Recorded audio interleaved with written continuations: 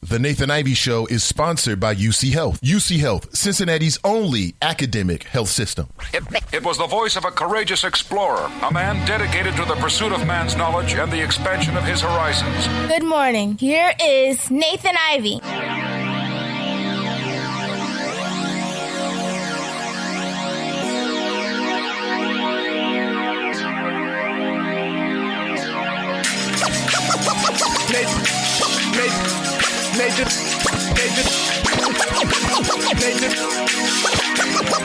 NathanIvey.com.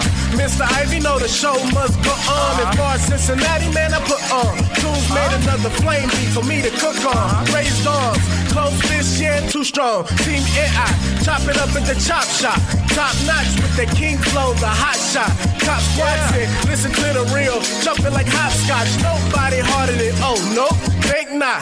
Not only citywide, but nationwide. Superlatives, keep it locked like them Haitian guys. Put the truth in the airwaves, we talk about it. Brand new like the templates, let's be about it. Who got the info by the AM? John be the rapper, got them jamming when they play him.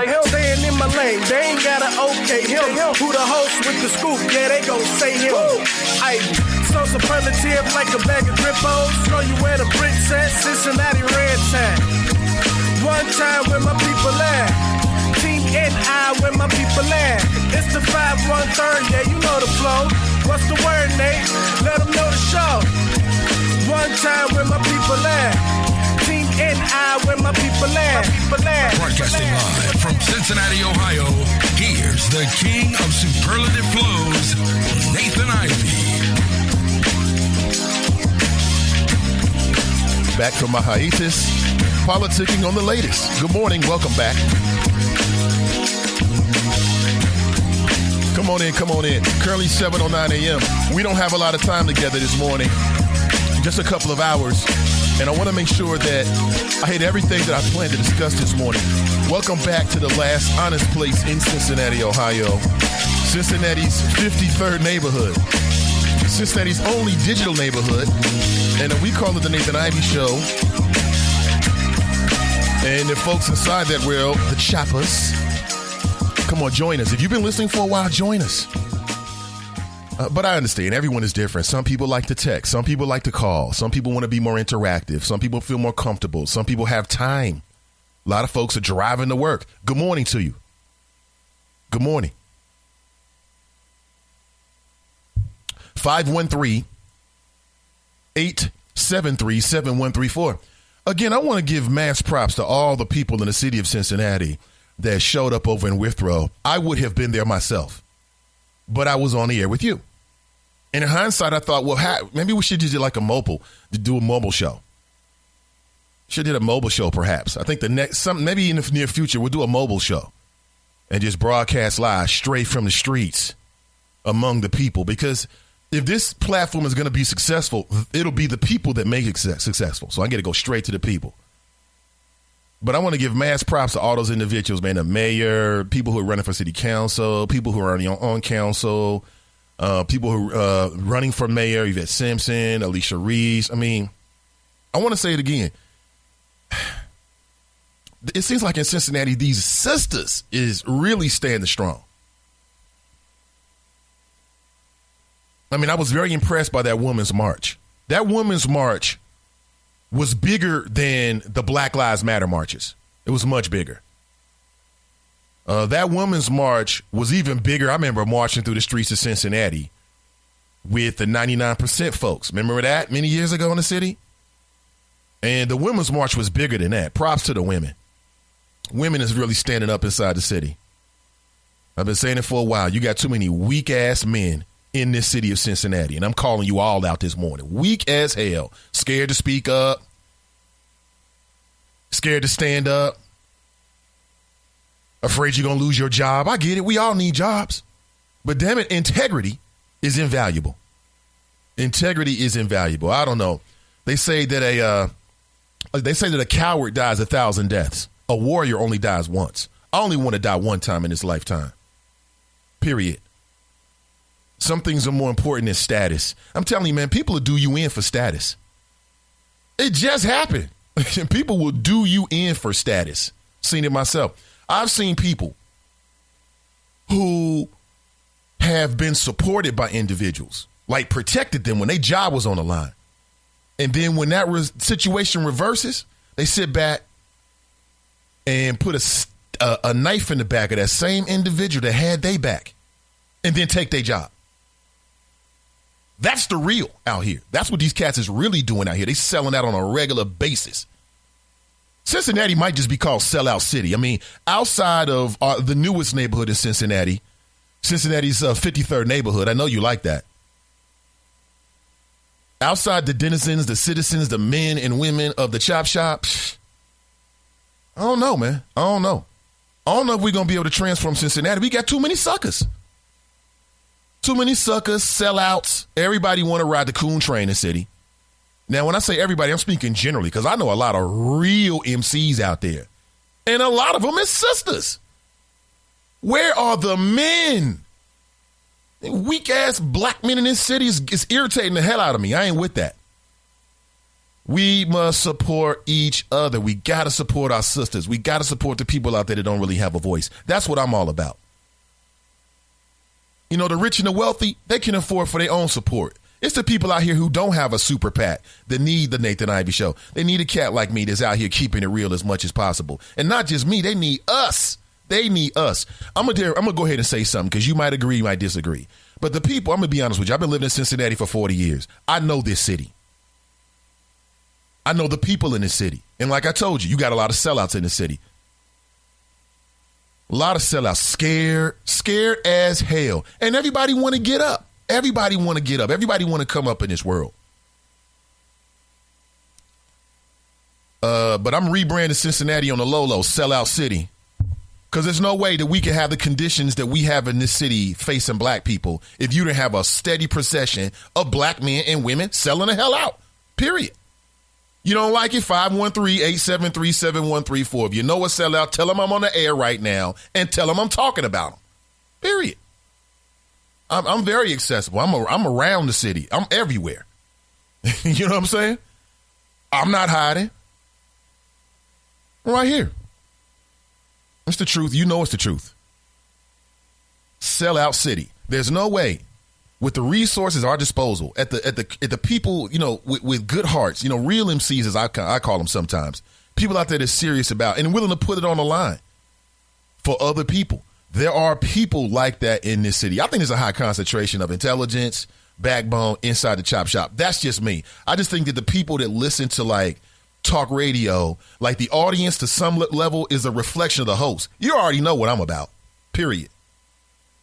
And having met a lot of people inside the chop shop over the years, very intelligent people, well-read, opinionated. We ain't always got to agree. So what? It's the chop shop. We can disagree here. We can even get a little bit nasty. You know what I'm saying? I do want to have a bottom floor, you know what I'm saying, in terms of how we interact with one another. To this point, I've not had to step in. Great. But we can agree to disagree. We can chop it up, talk about the issues, maybe share some different ideas, share some different experiences, move on, be better for it. That's what I envision for Cincinnati's 53rd neighborhood. What about you? 513-873-7134. This city needs a wake-up call. That's what we need in this city. We need a wake-up call. And I'm going to say this again to all the mayoral candidates, that the mayoral race should be about the issues. It should be about the policies that are going to close the gaps of inequities that still exist in this city. That's what the debate about the new mayor should be about. I mean, we'll see. On this show, that's what it'll be about. Of course, you know, I love the drama, though. We'll get into that as well. That's what it should be about. It should be about closing the gap of the inequalities, the inequities that still exist in this city. And it's amazing. We got so much wealth. Man, listen, you can drive through certain neighborhoods in Cincinnati and people is living good in this city. People are living good in Cincinnati. I'm telling you. I have been to the houses, the homes. I know these neighborhoods. I'm telling you, there are a lot of people, a lot of black folks living good in Cincinnati. 200. Listen, if you make, depending on how many children you have, but if you get anywhere near $100,000 in this city, you're living good. Now, depending on your bills and what you know, how you manage your life, Hell, you could make $1 million a year and still be broke if you're reckless. But generally speaking, depending on you're smart about your money, you get anywhere near $100,000, you straight. You got a kid or two, you straight. You'll be all right. Don't have a spouse making something similar, please. Y'all, 50% toward, listen, if you made $150,000 in this city, you are 50% of the way toward being in the 1% of the whole state. All you got to do is make $300,000, a little bit more than that, to be in the 1% in the state of Ohio. It's not $3 million, it's $300,000. That just goes to show you how densely packed poverty is. Everybody's talking about being a millionaire. If you were a millionaire, you'd be in the 1% real good. Because the threshold is $300,000, $13,000, something like that. It's obscene. The amount of wealth that people have in this country, in this city, in this state, in this city. Okay, we'll leave it there, in this city. And yet, other folks just barely scraping by. Barely scraping by. Do you really want to talk about Trump this morning? Because I do, but I don't. I'm a little tired of talking about Trump, actually. I don't know what I said. I'm a little tired of talking about Trump. I really am. I'm tired of saying the name Trump. I'm tired of looking at his orange ass. I mean, here's what's going on. I'm going to break this down, and we don't have to talk about it unless you really want to talk about it. But here's what's going on right before your eyes. A takeover. That ain't Orwellian. I'm telling you what I see. There's a complete takeover that's happening with the federal government. And some of the very people that oppose the existence of the federal government in some of these departments, they are now in charge. They're in positions of authority. So what are they going to do? They're going to try to break it down. They're going to try to break it down. We don't need the Department of Education. Now, maybe we don't. We don't need the Department of Energy. Rick Perry is now running the Department of Energy. He had no idea that the Department of Energy controls the nuclear arsenal. He had no idea. Oh, man. They put him in charge of a department. He had no idea that he's in charge of the nuclear arsenal. Don't that make you feel better knowing that Rick Perry, do you remember this guy when he was running for president? Is now in charge of the nuclear arsenal. So complete takeover. That's what's happening. Betsy DeVos. Did you know that Betsy DeVos, you know who her brother is? Oh, this is going to kill you. For folks who's hip to the game and you remember this. Do you remember Blackwater? Blackwater in Iraq. Remember that name, Blackwater? They've since changed their name to something else because that term, that name, Blackwater, just became synonymous with a lot of bad things. Remember that name, Blackwater, founded by Eric Prince? Yeah.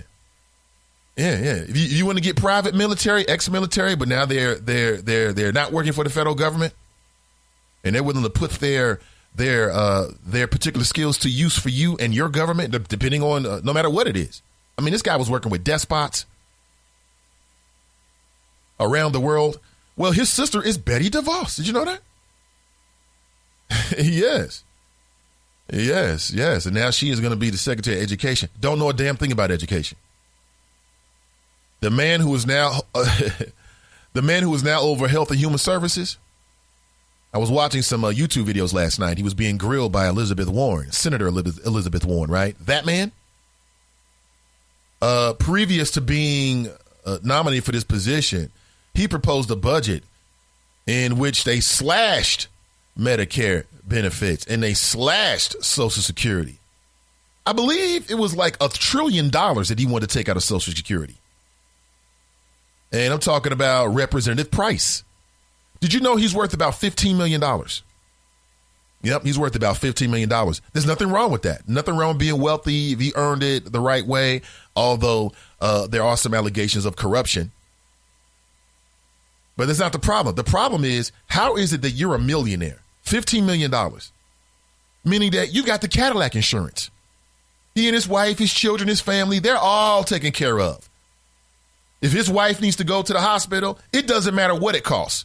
With $15 million in the bank, they can cover it. And this man wants to cut your medical benefits and your mother's Social Security. It's the truth. Watch it. Look at it.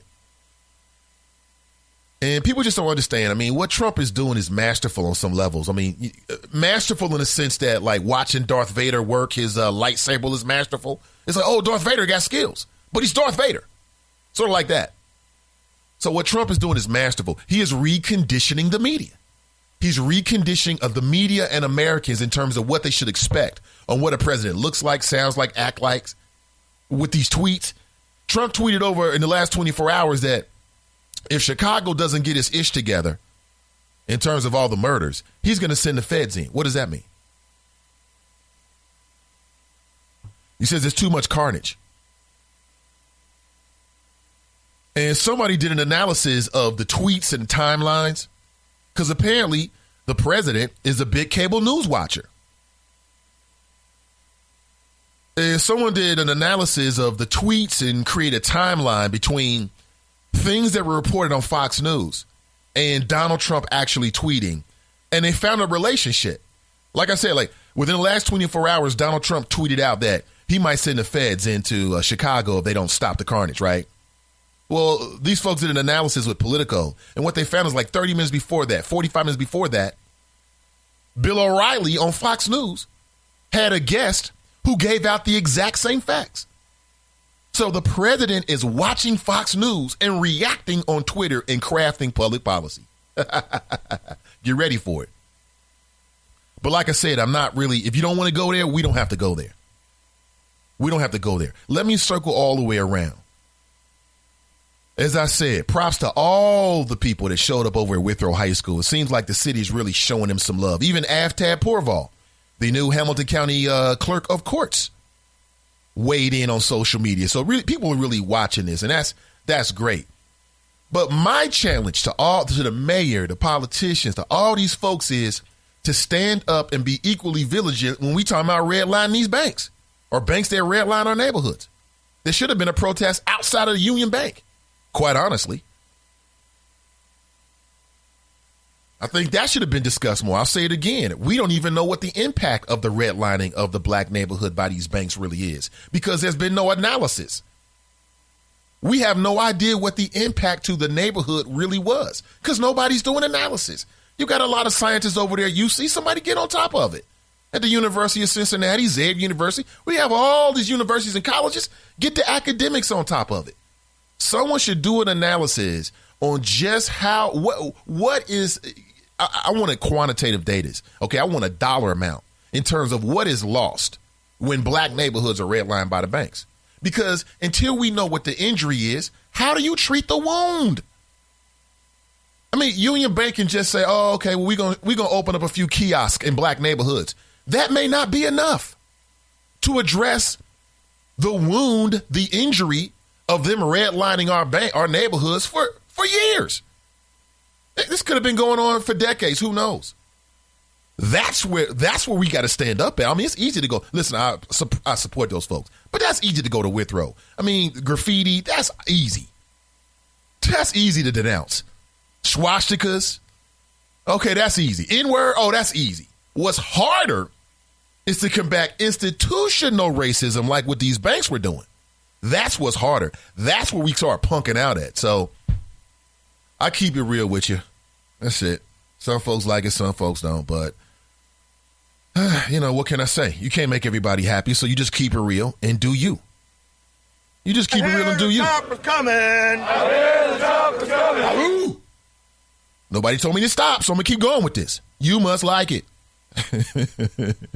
Here's my number again, 513-873-7134. I hear the chopper's coming, too. Go! Get to the chopper! Let me go to the chop shop. Not for me. I'll set the table, so to speak. If you want to talk Trump, and I think we should on some levels, I'm here to talk Trump, but I'm not going to push it. We got 4 years. We'll get it in.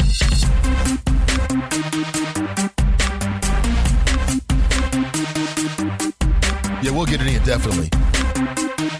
Good morning. And let me back up here. And I see Pat was first inside the chop shop. She writes, happy hump day. Followed by Ashley. Ashley writes, good morning, chop shop. Tanika writes, good morning, Nate and the choppers. That's your 1, 2, and 3. Pat, Ashley, and Tanika for today, Wednesday, January 25th, 2017. That's my favorite part of the show. And good morning, Cincy Tigers. How are you? Good morning, Pamela. And Pam. Pam's positive perspective. She writes good morning. Good morning, Jill. She writes good morning, all. Chuck writes good morning, and the Chop Shop. What's up, Chuck? And I appreciate you becoming a patron, sir, very much. Thank you very much. What's up to my patrons? I see them. Daryl writes good morning, kings and queens. Absolutely, sir. Right back at you. Rhonda writes good morning, beautiful people in the Chop Shop. Curtis writes morning, Chop Shop. Monique writes morning, everybody. Well, just to give you some back end on the business side of the show, I am working on sales materials for the upcoming year for the show. You got a lot of things that are happening. You got mayoral races, you got city council races, you got numerous things that are happening. People have businesses, events that they want to promote, and I appreciate folks reaching out to me already. I won't put any names out there, but already, how do I put this? Already someone whose name will be on the ballot for city council, I'll put it that way, in November has already reached out to me. And I have at least face-to-face reached out to some folks who are running for council and mayor to let them know that we are here. We are Cincinnati's 53rd neighborhood. And perhaps they consider us. So I'm kind of working on that, putting that together in the background. And then working on some online portals so that, you know, as a business entity, if people want to use this program, they can actually go straight to my website and it'll be a bit more automated. You know, then I'm kind of hands-free. I want everything to be very self-explanatory and automated. So essentially, you go to my website, you'll see a tab at the very top, and once you go to that page, you'll be able to do whatever you want to become a patron. You can do that. You want to make a one-time donation, you can do that. If perhaps you want to advertise, perhaps you want to be a guest on the show, you can find all the contact information in one central location, and it's out of my hands. So it can work for me when I'm doing other things, basically. Monique writes, morning, everybody. Morning, everybody. Everybody, she says. Deborah writes, morning, choppers. Choppers? What is this thing, choppers? Cruther writes, good morning, choppers, present and accounted for. How you feeling, Cruther? I mean, at least Pittsburgh got to the AFC Championship game. At least they did that. I hope the Patriots lose. I do. And the other reason why I want the Patriots to lose is because Tom Brady is a Trump supporter. And you might be thinking, that's petty, Nate. That's petty. Well, damn it, call me petty on this one, because that's how I feel. I want to see Atlanta win. I read that Tom Brady called the president, Donald Trump, and congratulated him on his win right after his win in the AFC Championship game. I can't be a Patriots fan no more. Can't do it. Sorry. Brenda writes a happy Wednesday. Kashana writes good morning. Jerica writes happy hump day. Okay, switching up, Jerica. All right. Kiki writes, I read Mr. Ivy and the Choppers. Let's get it. And 1, 2, 3, 4, 5, 6, 7, 8, 9 lips. Tiffany writes morning. Jane writes good morning, Chop Shop and Nathan. Deanna writes good morning, fam. Good morning to you. CJ writes good morning, everyone. Slugger writes, X-Squad affiliate salutes. Good morning, everyone. Good morning, Shannon. How you doing, Kelly? She writes, good morning, Nathan.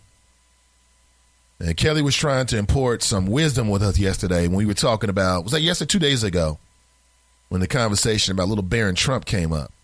And she was so the adult in the room. She was so the adult in the room. But sometimes I'm not always. Hakeem writes, morning, choppers. Here we go. Mandingo warrior I am. The dark-skinned version of Ken Norton. Ken Norton was a boxer, for folks who don't know. He is silly, man. Why do you make me read these things? Roosevelt writes, top of the morning, fan. What's up, Roosevelt? How you doing, sir? James writes, good morning, all. Tiffany writes, morning, everyone. Kiki writes, too many suckers and not enough time. Absolutely.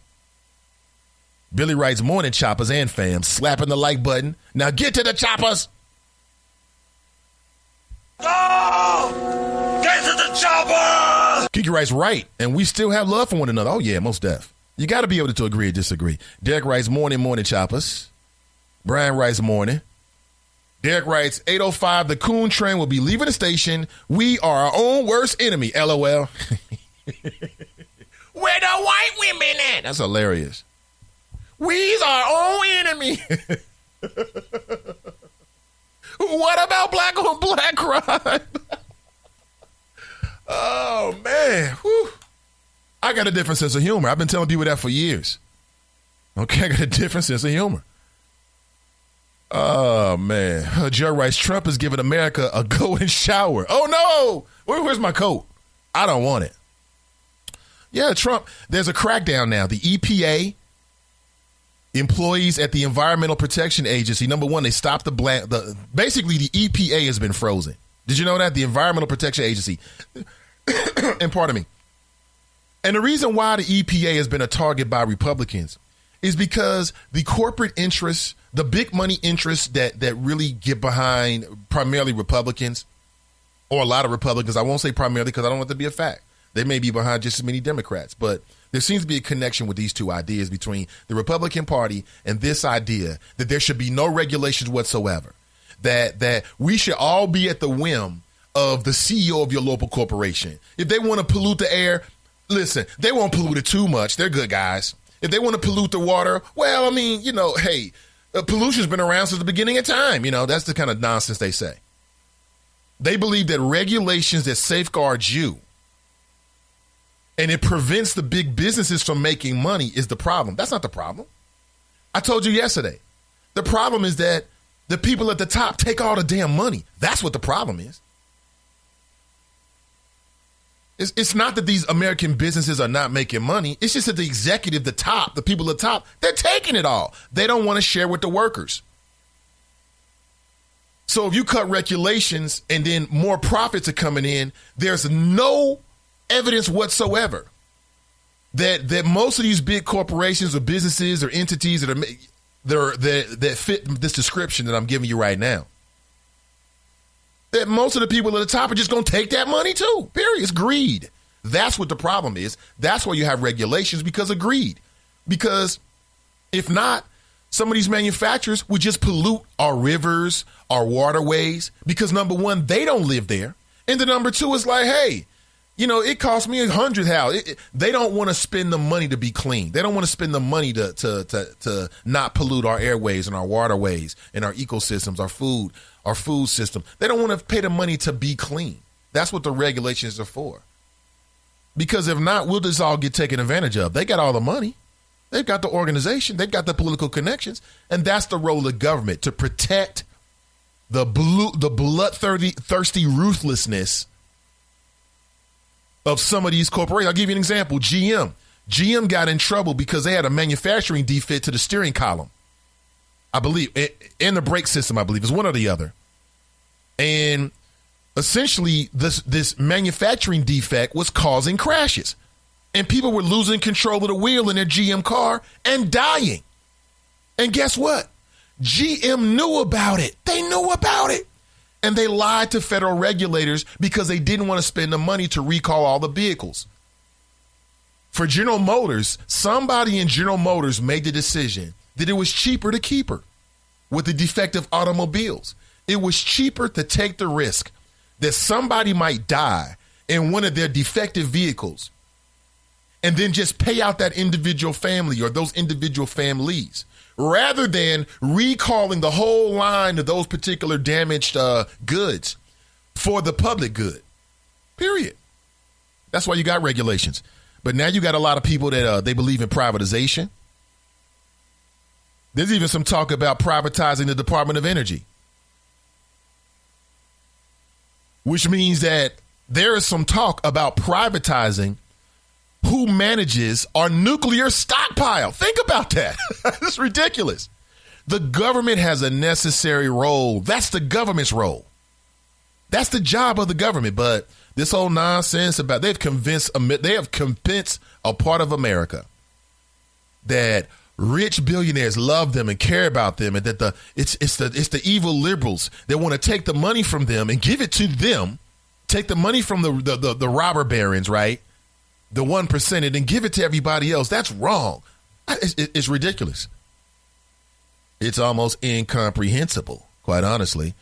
Protests erupt at OSU after students pose in blackface.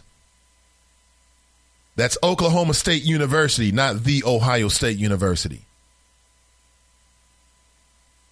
The image was released on Martin Luther King Day after a massive outcry. And I'm looking at the image right now, and it's one of these goofy-ass white college types. And this guy, I don't know what this is. I don't know where you buy this, a mask or something. I don't know what this is. Why is it that white college students feel the need, are compelled to do blackface in 2017? Why in 2016? Why is that? Explain that to me. I mean, you're in college. Shouldn't you have better things to do? This morning, I've got the most compelling audio of the last 24 hours, including something that I know that is not on your radar screen. And I want you to hear this because this brother, white dude, but brother nonetheless, in the cause to, shed light on some of the issues that are happening in our country right now. Anybody hip to Jeremy Scahill? Yeah, the information I gave you earlier about Eric Prince, I got that from him. He was recently on Democracy Now! Jeremy Scahill is the man who wrote the book about Blackwater. I mean, this guy is super ill, super on point. And he drops crazy knowledge about things that most people don't even think about. Now, you might not be of a mind to find this interesting, but I do. And so I'm going to play a little of a clip of the interview that he did with Amy Goodman on Democracy Now! I'm talking about Jeremy Scahill. If you know who I'm talking about, you're like, oh, yeah, I remember that guy. He's got a website now. It's called The Intercept. Did you know that? It's called The Intercept, where basically he deals into all these issues about national security. Oh, man, I mean, he basically calls the Trump team a cabal of religious extremists, privatization advocates, and racists. But then he goes on to give his explanation as to why, and also to give some of the background that the mainstream media just isn't focusing on. I mean, sometimes you got to go to these certain places to get this information. Okay, so I want to play that probably during the second hour at some point. Okay, so definitely stick around for that. Very interesting. Jeremy Scahill, that brother's on point. You know he is. That brother is on point. Super point. I'm reading that, and again, no more Trump talk after this. I hope. We'll see. Anyway, I'm reading that the vice president, Mike Pence, looks like he may be one of the most powerful vice presidents ever. It looks like Donald Trump is handing him the keys of the administration to drive domestic policy, while Donald Trump focuses on, quote unquote, making America great again. Speaking of which, there was a missed opportunity for a lot of people. I know I missed out on this. You probably could have made $100,000. You could have made at least $100,000. And guess what? Donald Trump would have paid you. And we just blew it. We just blew it. I'll tell you what I'm talking about right after this.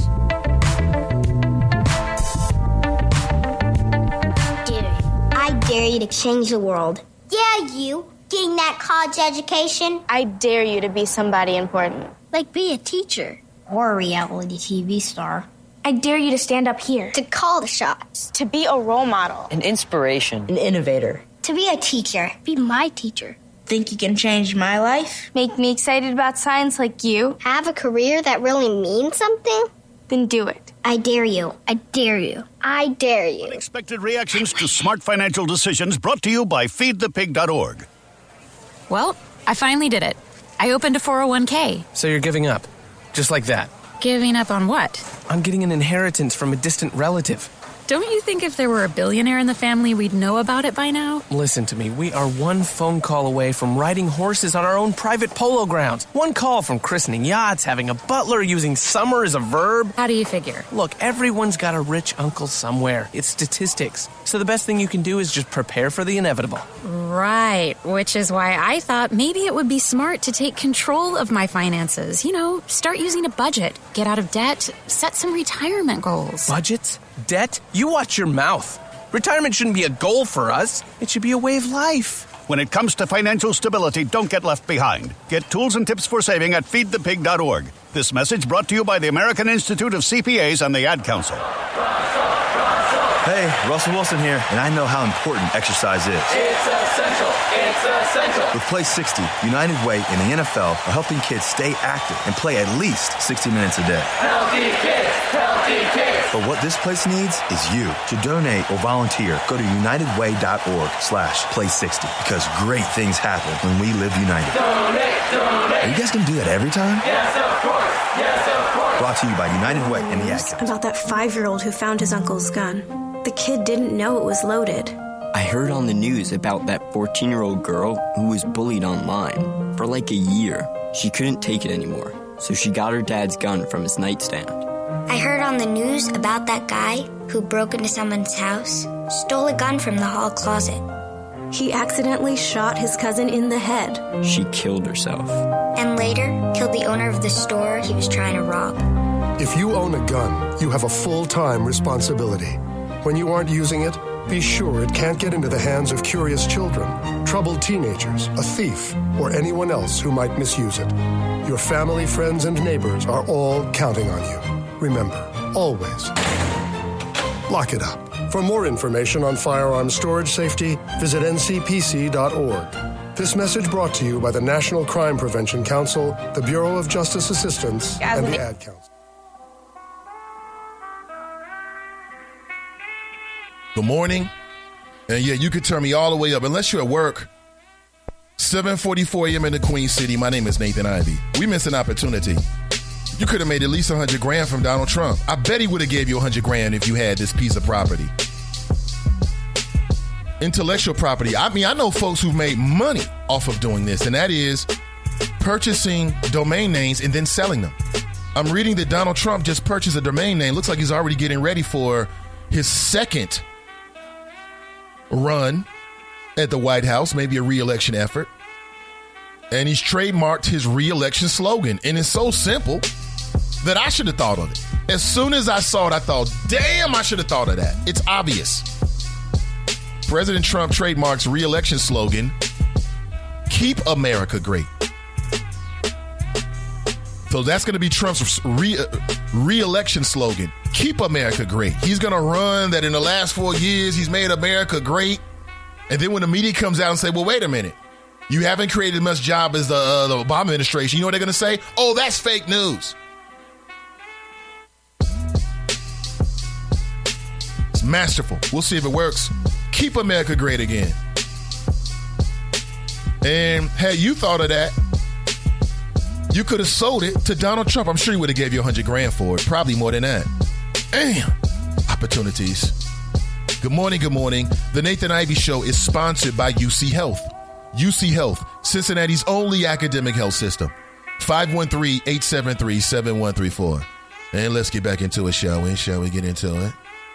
I'm reading that the World Star hip-hop founder, Leo, I'm not sure you pronounce his last name. They called him Q, Donat. I think he was Haitian. Yes.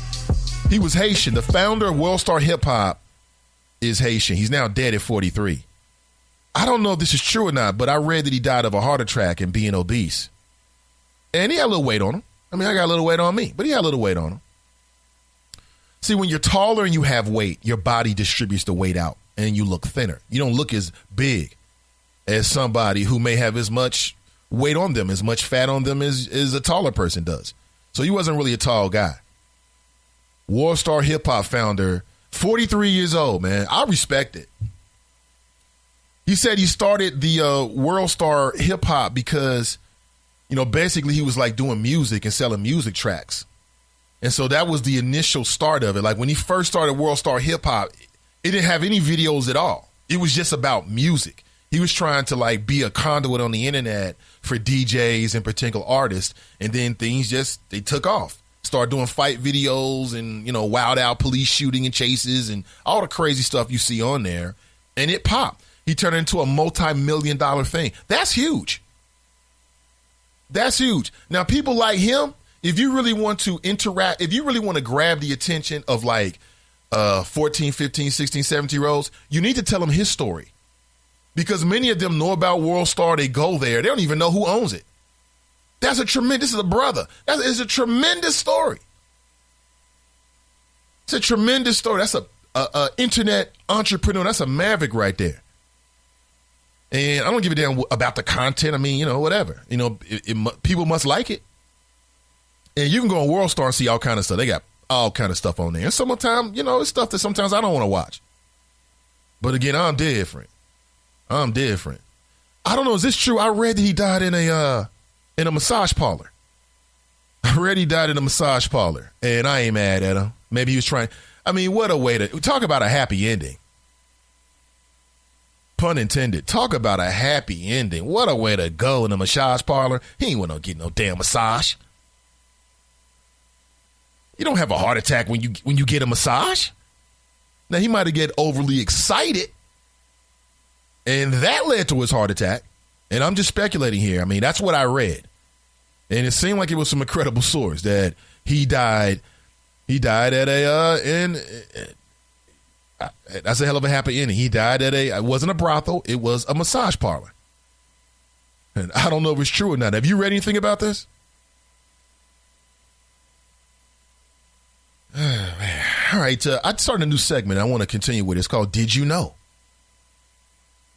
Did you know that 1 in 5 people can hear flashes of light? Did you know that? It's a phenomenon where 2 or more sensory experiences are crossed. They're cross-wired, like seeing colors when you hear certain musical notes or hearing notes when you see flashing lights. Studies show this may account for the appeal of strobe lights at raves and that the phenomenon is more common in trained musicians. Could you hear that? Could you imagine that? That there's people out there, 1 in 5 people can hear light. So basically, if you've been to a rave before, I've been to a rave one time. It's wild. You should always go. Why not? Live once. People all dancing all crazy. Remember that movie White Girls? Remember the black dude? He took some, I don't know what he took, but he had the whistle. He was dancing. It was like that. Cats just going. You know they on something because they just going on the dance floor. It's like 3 feet around them is their dance floor. Stay the hell out of it. But some people, if you flash light on them, they hear a sound. Isn't that wild? Did you know that? Again, 513-873-7134 if you like to share your thoughts, because I love to hear them. Looks like Pac-Man's going to get a slap on the wrist. I mean, he may be released by the Bengals. He may not be released by the Bengals, but it looks like he's going to get a slap in the wrist.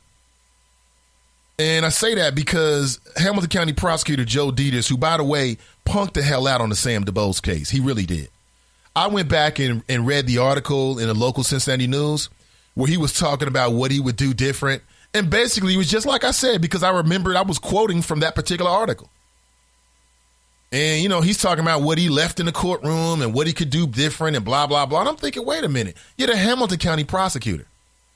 But CDB Magazine did a hell of a piece, man. Shout out to James McNair over at CDB Magazine. He's been doing some great investigative pieces. He really has.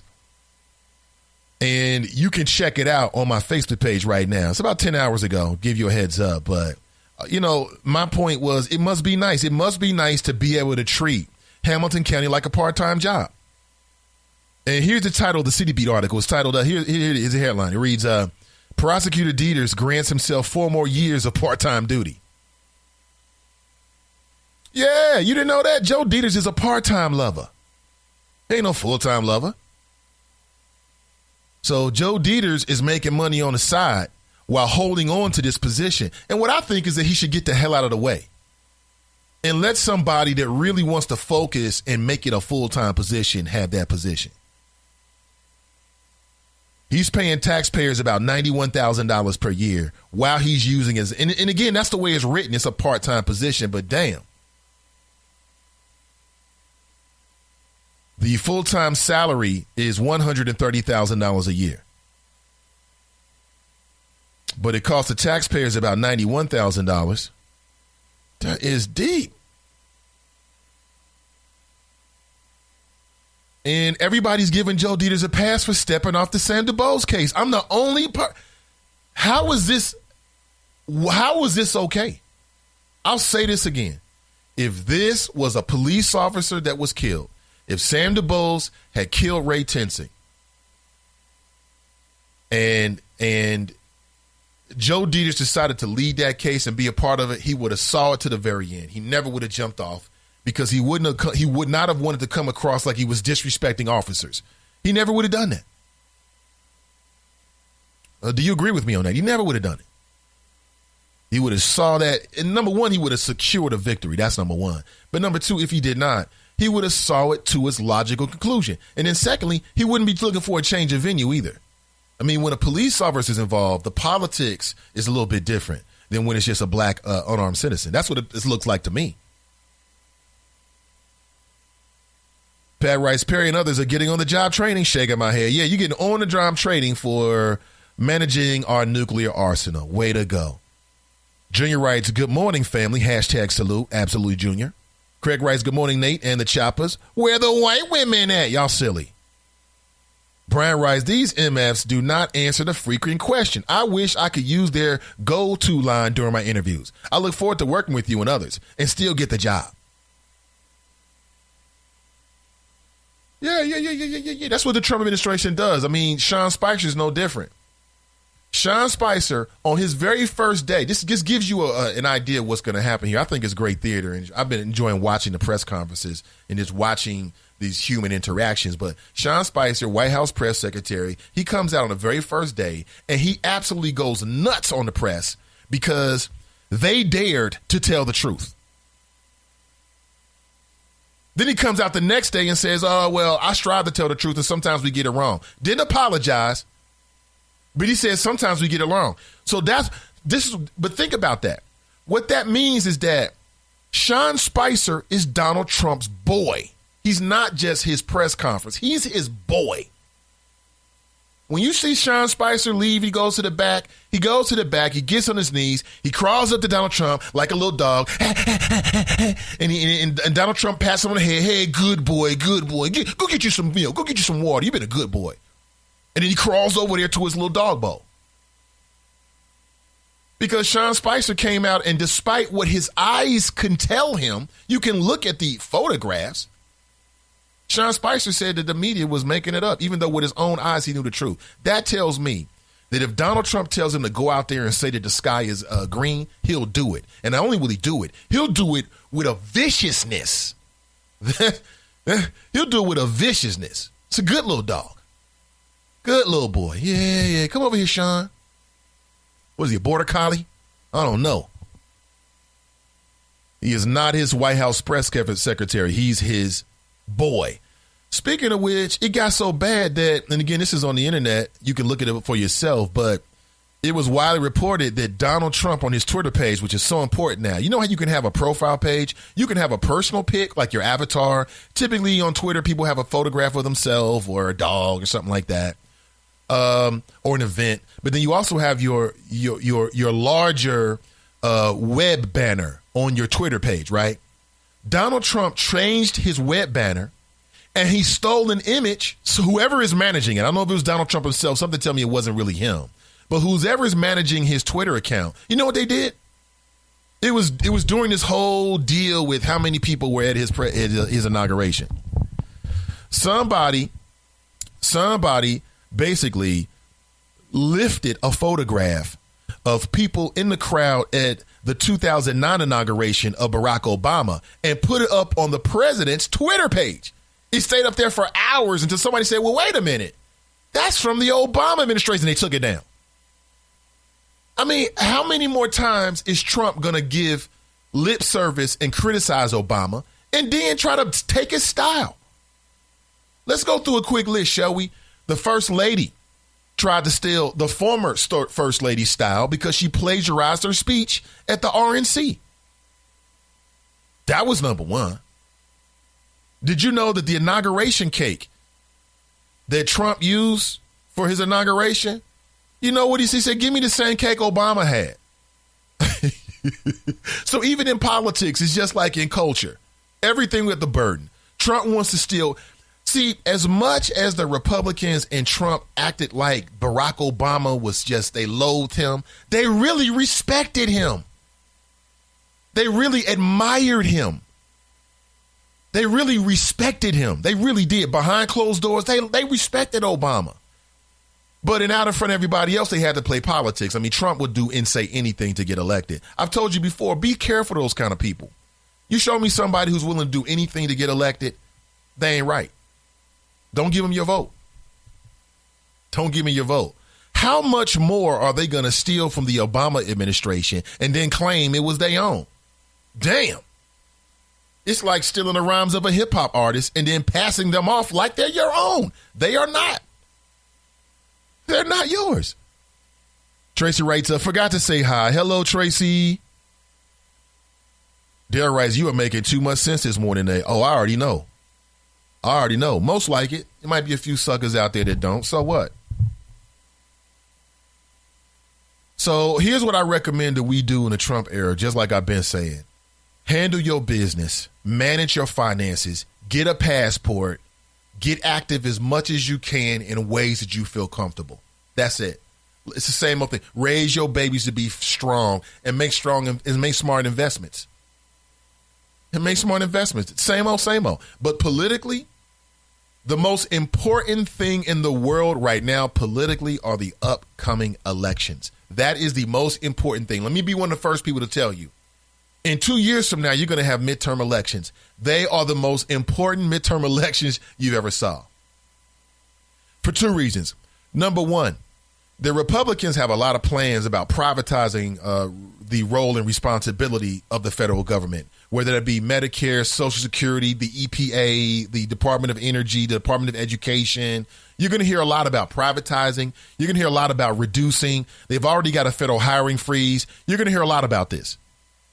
As a taxpayer, I would rather my taxpayers go to a federal job than to build another damn drone or to Israel. I'm just being honest with you. That's just me. Call it what you want. So that's what the game is. And in 2 years, the Republicans really want to pass a lot of things right now. They're afraid of the midterm elections because they don't want to cost Republicans seats in Congress. So the Republicans are like, what do we do? Do we go too hard right now, or do we wait until after the midterm elections to really try to get some of our favorite pieces passed? And if they can keep their majority or even go further in their majority in Congress, because don't think it can't happen, folks. The Republicans have a majority. Don't think for 1 second they can't even further entrench their majority. They can do that. They are that good. Americans are that dumb. Keeping it real with you. I mean, not you. Again, the kind of person listening to talk radio, the kind of person that listens to a talk show is a reflection of the host. I've met a lot of people that listen to my show. I already know they on top of their game. I already know it. So not you per se, but some people that you know. Dumb as rocks. Dumb as rocks. People that you work with, dumb as rocks, period. You know it and I know it. I'm keeping it real with you. Running around here talking about some Trump. I don't want money. Give the money to the... I won't say that. I won't go that far. But I think you get my general drift and what I'm trying to share with you this morning. Okay? In 2 years, if the Democrats take a majority in Congress, then they'll have the same ability to muck up, throw hurdles in the game, try to slow down Trump's policies, just like the Democrats did. Listen. Here's my philosophy with the Democrats. The Democrats should do to Trump what the Republicans did to Obama, period. They should do the same thing. They should be an obstructionist party the same way. And as a matter of fact, they should, as much as possible, try to hold up Trump's Supreme Court nomination. As much as possible. They should hold it up. And if they can hold it up for 4 years, and then the next president does it, I'm okay with that. Just to thumb their nose in the face of the Republican Party. But will the Democrats do that? No, they're trying to be all nice. After all this talk about Ben Carson, guess what? Even the Democrats in that committee, including Elizabeth Warren, they voted to approve Ben Carson. After all that talk. After all that talk about all of these Trump nominees, The Democrats are going to roll over and say, we're going to defer to the president. What? Okay. We'll see. Or sometimes you back up because you want to get a vantage point. Maybe that's what the Democrats are doing. I don't know. But Ben Carson, he passed through the Senate confirmation unanimously. Everyone, even the Democrats, voted for him. And this man don't have no experience whatsoever. At all. Zero. Rhonda writes, I agree with you about the banks. Just think about all the black people who has to rent their homes from white people who could have got a loan because of the redlining. Right. Right. We have no idea what the impact of redlining by Union and was it Guardian, I believe, savings banks or banks. Apparently, from what I remember reading, I actually read the government complaint. I read it to you live here on the show. So I have all the details. And the government basically, what they said is that it was a minimum of 5-6 years they had been doing that. They just didn't go that far back. They could have been doing this decades. What's the impact of that? We have no idea. But yet, you know, you want to give them a little bit of fine and say, listen, you got to go back there and give loans to black folks. I mean, you should have been doing that already. Dale writes, I'm glad to have a second home in the Chop Shop neighborhood. I got some very cool neighbors, absolutely.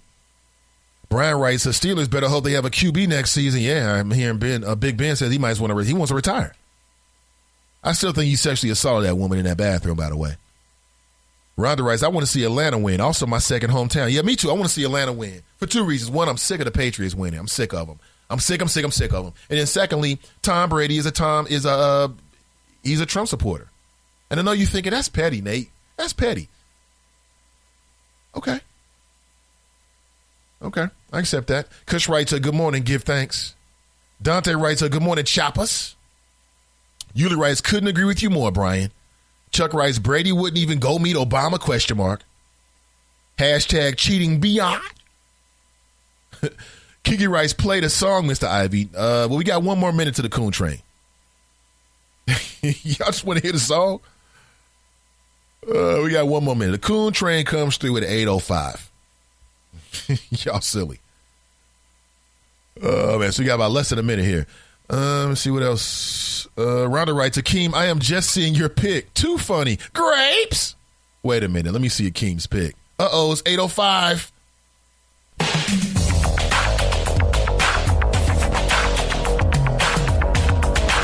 I think a train is coming.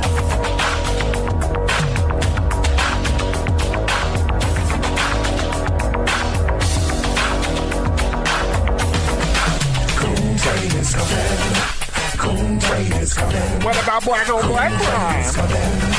Coon train is coming. Where the white women at? Coon train is coming. All white people ain't bad. Stop. Just stop it. Stop it. And good morning, 513-873-7134. This is the Nathan Ivey Show. Currently 8:05 a.m. in the Queen City.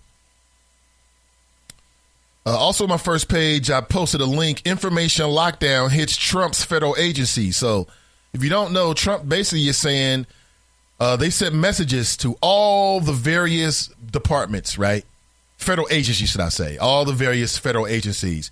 They're clamping down on public information and social media. So basically, public employees have been told to not speak to the public, to not post on social media, to not post or update federal websites, to not even speak with members of Congress. And the fear is you can lose your job. And think about that. And the reason why I believe he's telling people to do that is because it's smart on some levels. You want to circle the wagons. We're going to have a very secretive organization. It's going to be a very authoritarian administration. It's going to be more like do it because I said so. We already saw that the truth doesn't matter. They're trying to float something called alternative facts. I'll tell you something else that's being really underreported because people are afraid. Hillary Clinton said that she believes that James Comey, who's the FBI director, she believed that he and his move to, 10 days before the election to reopen the investigation, she believes that was very critical in allowing Trump to win, right? Now I'm reading that Donald Trump is going to keep the FBI director. And on none of the social media, not social media, but none of the cable networks did I hear anybody say, doesn't that look like a payoff? So James Comey reopens an investigation into emails, okay? And this was like a bomb that the Republican Party was really put a lot of energy into, that somehow Hillary was dirty because she didn't use the proper email servers. There was never any allegations that she was having improper conversations or that sensitive information got into the wrong hands. She just used the wrong server. And they made a bigger deal about that than the fact that the Russians may have been working with people associated with Donald Trump. I don't think they were working directly with Donald Trump, but they were working with people of Donald Trump to coordinate an attack on Hillary Clinton to get him in the White House. But doesn't that look bad? I mean, James Comey helps Donald Trump, and then Donald Trump gives James Comey more time as the FBI director. Nobody's really talking about that. You notice that? Nobody's really talking about that. It's like, well, it's almost like it didn't happen in a sense. It's almost like it didn't happen. Nathan Ivey with you, all right? This is the last honest place in America, but we're broadcasting live from the city of Cincinnati. I'm live, I'm local, and I'm vocal. We'll be right back. With the Bloomberg Urban Report, I'm Donna Wilson. The tech industry continues to lag behind when it comes to racial and gender diversity. Despite touting efforts to hire more Black, Latino, and female workers, especially in technical and leadership positions, diversity numbers at the largest tech companies are barely budging.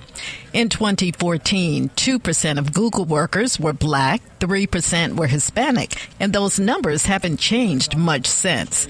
The picture is similar at Facebook. Twitter, Microsoft, and Apple are slightly more racially diverse, though still not reflective of the U.S. population. Women, meanwhile, make up less than a third of the workforce in many companies, but are less represented in engineering and other technical jobs. Analysts say for tech companies hoping to reach millions or billions of users, a lack of diversity could mean their products will not appeal to a large population. When you present your business card, what do you want it to say about you? If that card has the letters CMA after your name, it says you know the 11 most crucial areas of management accounting. It says you've mastered an exam that only has a 50% pass rate. It says you've distinguished yourself from your peers, all of which makes your business card a keeper. The CMA certification, you've got to earn it. Visit CMAcertification.org for details. Look, America, your Crusader warriors are weak. When one of your own is taken, you do not get $10 million. I will cut his head off. How far would you go to get them back? We're going to bring Rip back home. Going in now. Why are you taking him? You are Navy SEAL. Yeah, I'm a Navy SEAL. The new drama series, 6, all new tonight at 10, 9 Central on History. That's your Bloomberg Urban Report. I'm Donna Wilson. Good morning. This is the Nathan Ivey Show. Speaking of television shows, anybody get a chance to watch the New Edition series last night? I watched a little. I was working on this morning's show and just kind of catching up and doing some business kind of stuff. So spent a lot of time in the studio last night, but I know the wifey watched it. I'm going to try to catch up with it today. Did you watch any of it? The New Edition story? Look cool.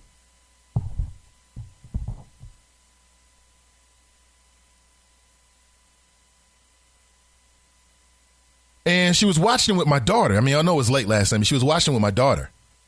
And I heard my daughter say, "Oh, I want to get a New Edition album." I just smiled to myself like, she likes the music of my generation.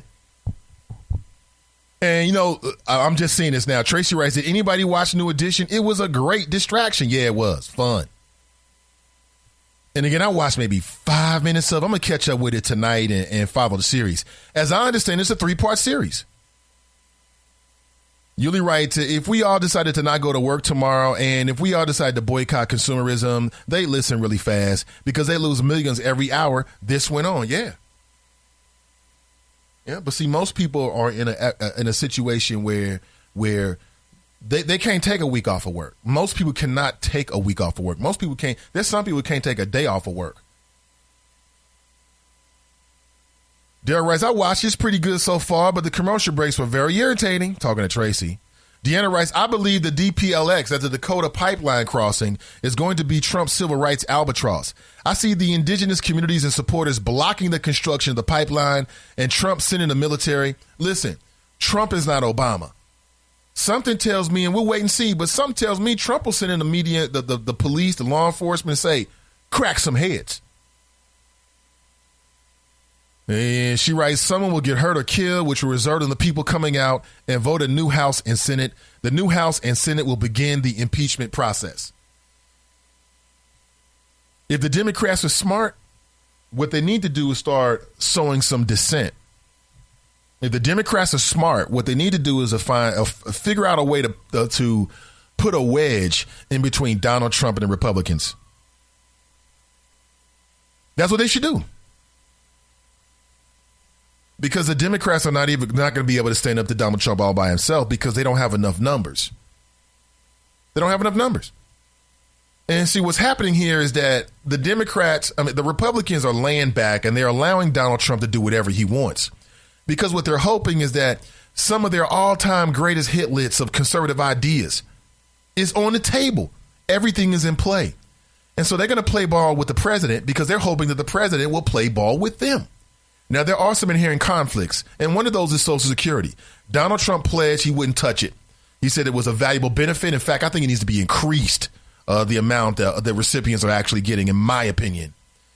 I think the dollar amount that the person makes, that needs to be increased as well. I mean, if you make a $200,000, $300,000, $500,000, $1 million, that should be taxed to Social Security as well, in my opinion. Currently, it is not. I mean, there's a limit on the amount of your income that's taxed. So you know that Social Security? And so everybody's running around talking about it's not solvent. Well, all you got to do is increase the amount of income that people are actually paying back to Social Security. It'll be solvent forever. We'll be straight within our lifetime anyway. It's already solvent within our lifetime. Thanks to Obama. See, what we're starting to understand is that there's a mix. And I tried to explain this to people the best way I could many years ago. Because a lot of black folks are like, well, why is Barack Obama spending all this time on health care? What people didn't understand is just how important. Look, health is wealth. The relationship between healthcare access and insurance and the people has ramifications into so many other areas. And Barack Obama was, in my opinion, smart enough to understand that. Yuli writes, I pray the vets will be there. We'll see. Dale writes, BET commercial breaks editing are horrible. It's like they don't know when to cut to a commercial and does them a lot at an unexpected point in the movie. Did anyone else notice that while watching the New Edition story? Now, I will say, again, I listened to most of it because I was kind of listening to my wife watch it along with my daughter. And I do remember hearing a lot of commercials. I only seen like 5 minutes of it. But, I don't know. Maybe that's a BT thing or maybe something happened. I'm not sure. Carolyn writes, good morning, Chop Shop. The King writes, be my rose bearer, Rhonda. Keep me royal. Kiki writes, I am now hooked on WGN Outsiders. It's the bomb. Okay. Daryl writes, yeah, Terry Crews' character in that movie was turned up in that scene. LOL. Correct, Daryl. That was Terry Crews. Listen, if you tried to call me within the last hour and didn't get through, try again, and we'll make sure you get through. There might have been a block there. 513-873-7134. But it's all been taken care of. T-Greg. We T-Greg now? T-Greg. What up, brother? He writes, Dieter's stepping off case was great for DuBose family. If you watched the trial, his presentation wasn't overwhelming at all. Well,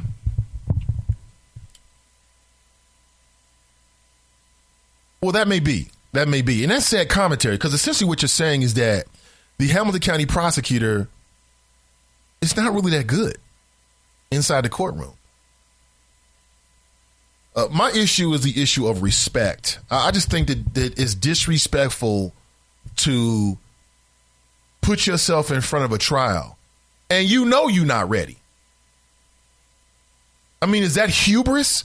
Then let's call out Joe Deters on his hubris and his arrogance.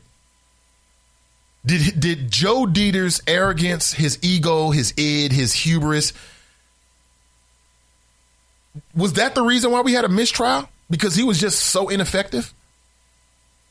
Like I said, that cross-examination about Ray Tensing and his rationale and why he had that T-shirt on, just that part alone left me wanting more. I'll say it again. Nobody in my family is going to purchase a T-shirt with the Confederate flag and bring it to me. Because I'll wipe my ass with it and throw it away right in front of them. Nobody who knows me would do that. I don't have any relatives that would bring me a T-shirt from the Great Smoky Mountains or from Paris or whatever, and it's got the Confederate flag on it because they know me. They know I ain't going for that, right? So if a family member purchases a T-shirt for Ray Tensing and it's got the Confederate flag on it, that's because they know him and they know he'll be cool with it. Now, you might say, well, just because you're a Confederate flag sympathizer doesn't mean you're a racist, Nate. And you're right. But it might.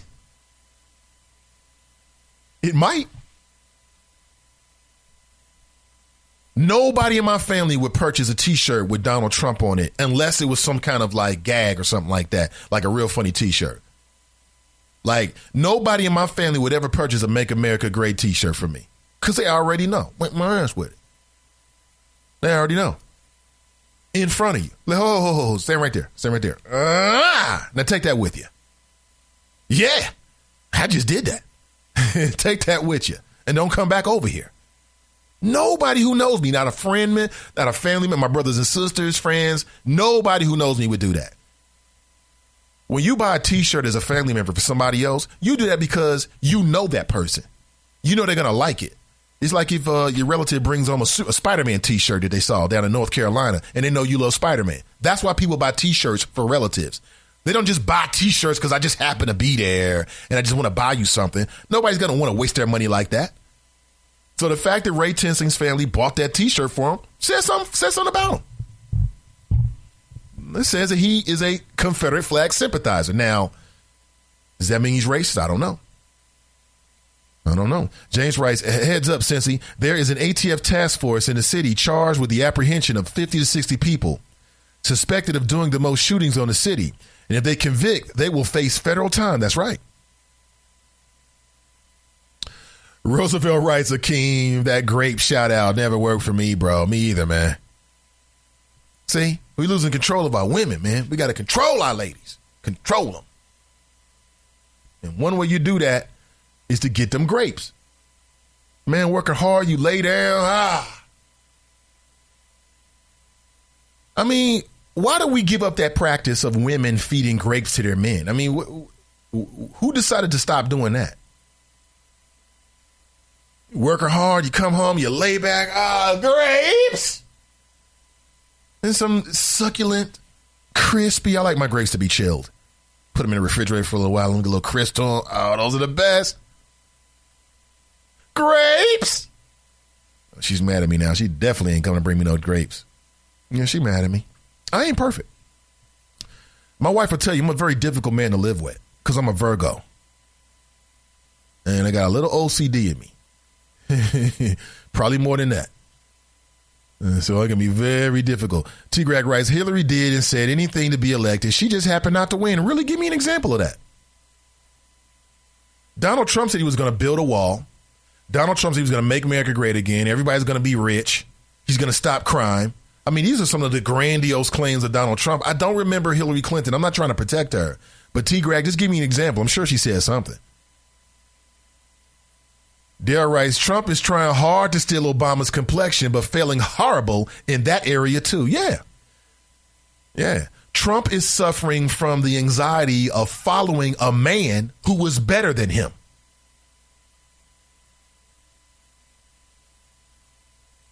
That's what Trump is dealing with. All that stuff about the size of the inauguration, that was psychosexual.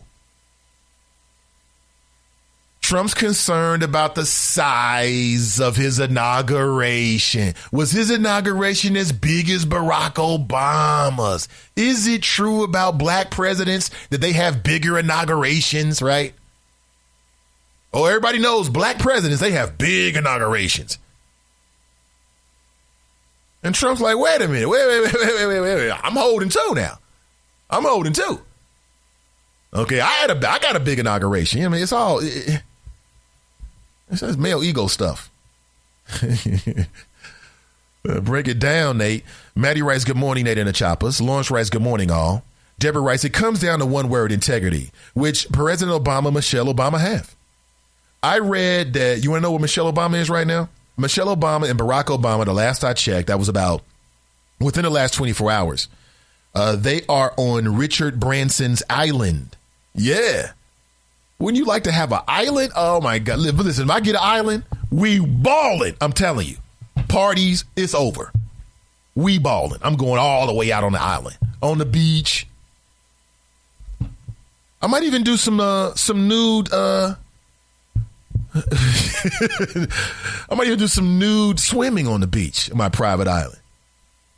But that's where Michelle and Obama are. Damn, that must be nice. You're on Richard Branson's private island.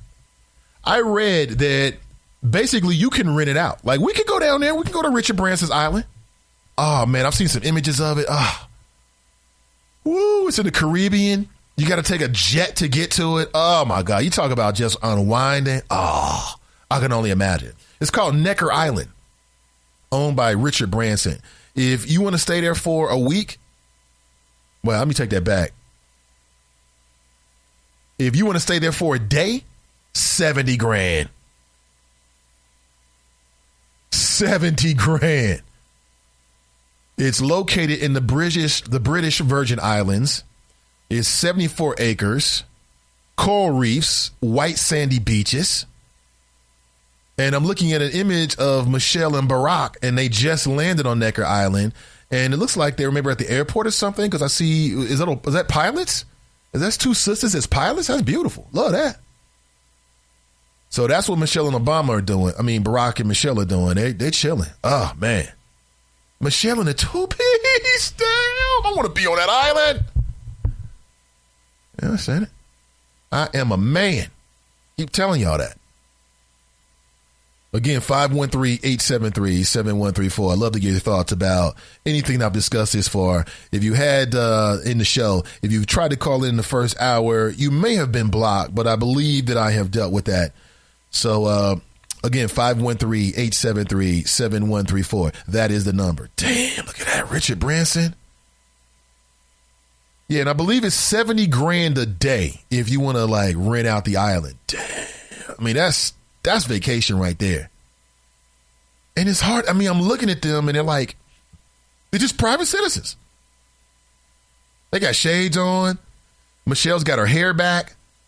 Barack doesn't have a tie on. I mean, they're just kicking it. They're just kicking it. Oh, look at I'm looking at all the images. I can post a link if you like. Oh, this is cool. Oh my God, that is so cool. Look at that. That is cool. I'm looking at the images. Where am I? I'm at dailymail.co.uk. Signature flight support. Must be nice. So Barack's not coming back. T. Greg writes, leaving 8 justices would be just fine. Gives more power to circuit courts. Okay. Angela writes, I'm irritated that Sherrod Brown voted to confirm Ben Carson. He said he was willing to give him the benefit of the doubt. They all said that. Sherrod Brown, we the Democrats, they so big and bad. We gonna ask you tough questions. So what about your tough questions if they get the job anyway? Who cares? Yuli writes, we the people need to understand that first and foremost, most of the politicians in office now are in the pockets of big money, whether they're Democrat or Republican. I think this administration is a little bit different, but that's just me. Jennifer writes, truth, Yuli. Jennifer writes, good morning, all.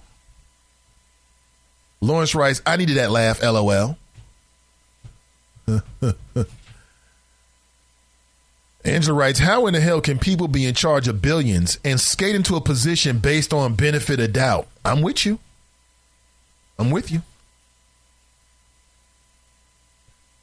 Billy Rice, sending the feds into Chicago is only going to get more people killed, including some feds. Could be. Billy Rice, Brady didn't go to the White House to meet Obama, so bump the pat. Wait. Brady didn't? I didn't know that. I thought he was like busy or something with the family or something like that. But it does make you wonder, like, that's a once-in-a-lifetime event. See, my thing about Brady is that you've had all these police shootings and everything, and you got Tom Brady. He's like the number one quarterback. And yet the white players have no responsibility to stand up for or even to be questioned about the issues that are happening in cities in which they're on the NFL team, including Tom Brady. I mean, when that whole thing was going on with Colin Kaepernick, it seemed like, all the black players. And you notice how that kind of died out? We don't really talk about that no more. Are the players for either the Patriots or the Atlanta Falcons, are they still participating in that one knee? Is that a thing anymore? I hear no discussion about it whatsoever. It's almost like it's over with. Earlier when I was telling you about how it was reported that Donald Trump had stolen an image and put it on his Twitter page, and it wasn't just a photograph that you tweet. It was actually his main banner, okay, his big profile picture. If you have a Twitter page, you know what I'm talking about. You got the small picture that's usually like a personal picture, and then you got like a banner, which is like selling your website or what you do or whatever. And it was GQ magazine in which I was reading that article, in which I read that article. It's a piece written by a cat named Jay Willis. Jay Willis, if you want to check it out. Angela writes, Wanda writes, I didn't look at New Edition. I seen that when I was younger. Billy writes, New Edition is and was always a great music group. Interesting to see all the hurdles they faced early on. Yeah. Mike writes, I watched the New Edition. It was all right. Deborah writes, I watched the New Edition story. The music was great. The story is interesting. However, the commercials every 5 minutes is a bit of a distraction. It was that many commercials. Again, I listened to it. I listened to a little bit of it, but I did not watch it. Kesey writes, late, but good morning. Glad to have you, Kesey. What's going on, brother? Gwenda writes, did you get a chance to see the video from Michelle and Obama? That brought me a little piece on yesterday.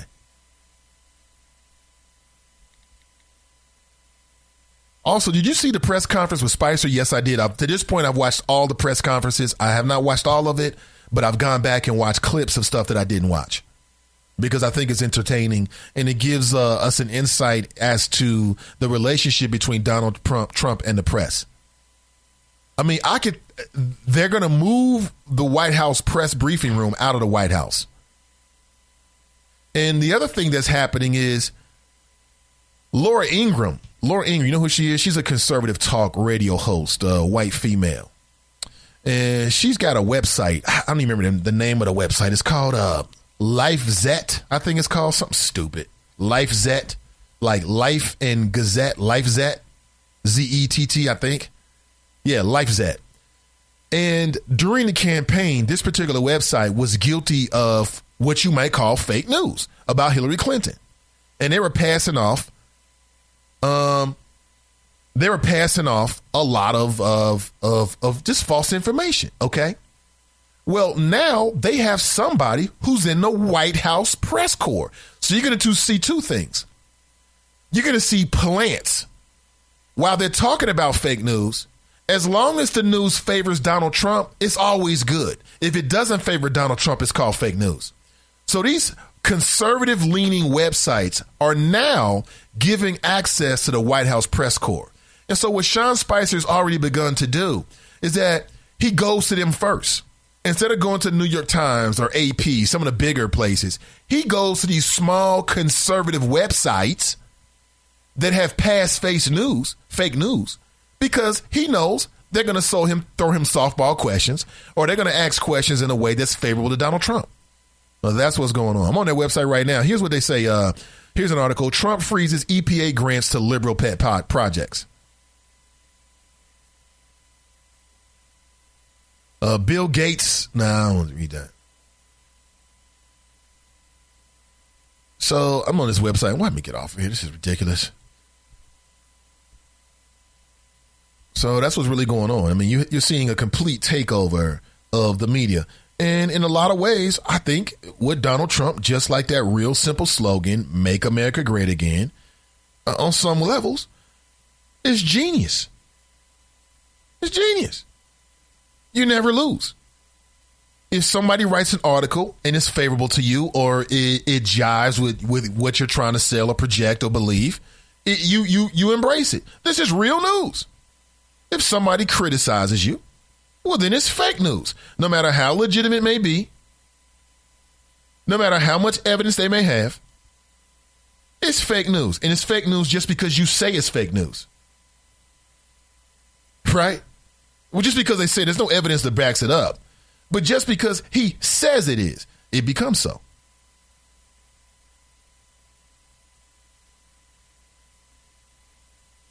Because he said it. And that's the way it goes. And Sean Spicer brought it up. Someone asked me, said, the big thing right now is that, and again, here we go with more Donald Trump, but it is what it is. It's what people are talking about. The big news with Donald Trump within the last 24 hours is that he reiterated via Twitter his stance, and even Sean Spicer, the White House press secretary, the mouthpiece for Donald Trump, his boy, even he said Donald Trump believes that there were 3 to 5 million people that voted illegally in the last election. It's preposterous because he won the election.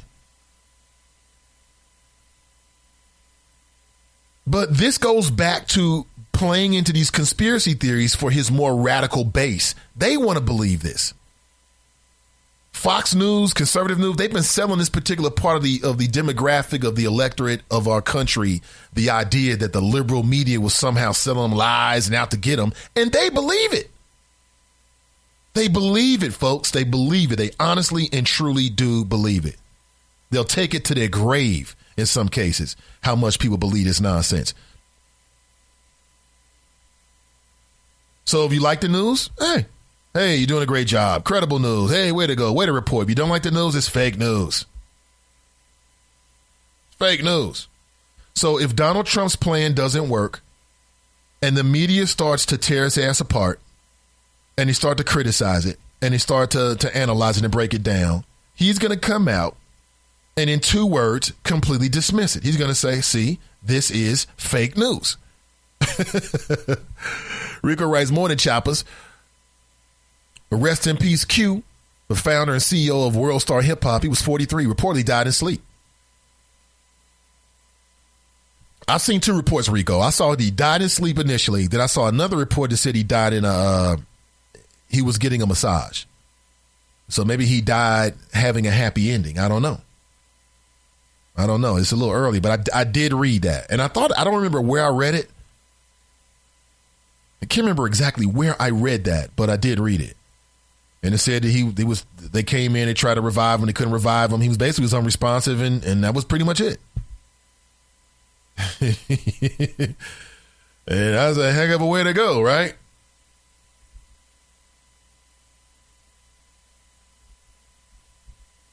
That's a heck of a way to go. Talk about a happy ending. That's a heck of a way to go. And I don't know if it's true or not. I don't know. Let me look it up real quick since I'm talking about it. Let me see. Q.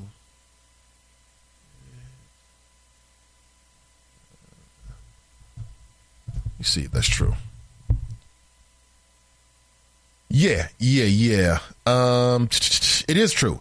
Okay, Los Angeles Times, 12 hours ago, founder of World Star Hip Hop dies at San Diego massage parlor. That's where I read the articles on the LA Times. Fox5SanDiego.com, they wrote 15 hours ago, World Star Hip Hop founder Lee Q. Dinette dies at Claremont massage parlor. So yeah, he died at a massage parlor. Now, maybe he fell asleep after his happy ending. Because, a happy ending can't put you to sleep now. Let's be honest. Come on, fellas. I mean, the older I get, I'll be honest with you. I get that happy ending, I'm out. I don't know what it is. I don't know what it is. I don't know what it is. You get that. You can't even get off the bed. You out.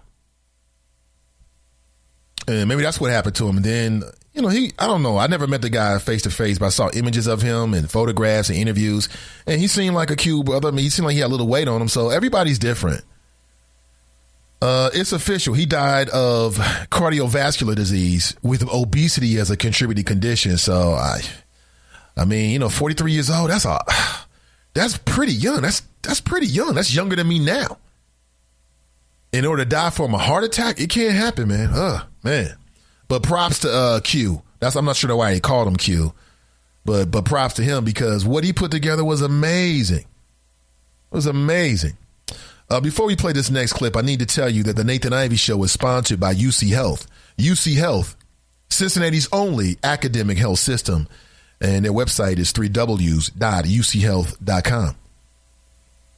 And WorldStar started back in 2005. It was just mixtapes. He was selling mixtapes and stuff like that. Like he really wanted to be in the music industry. And that's so funny because I knew a bunch of dudes that was trying to use the internet back in the 90s and trying to build something like mixtapes and use the internet so people can, get their music out there. I mean, you got to go back to like MySpace.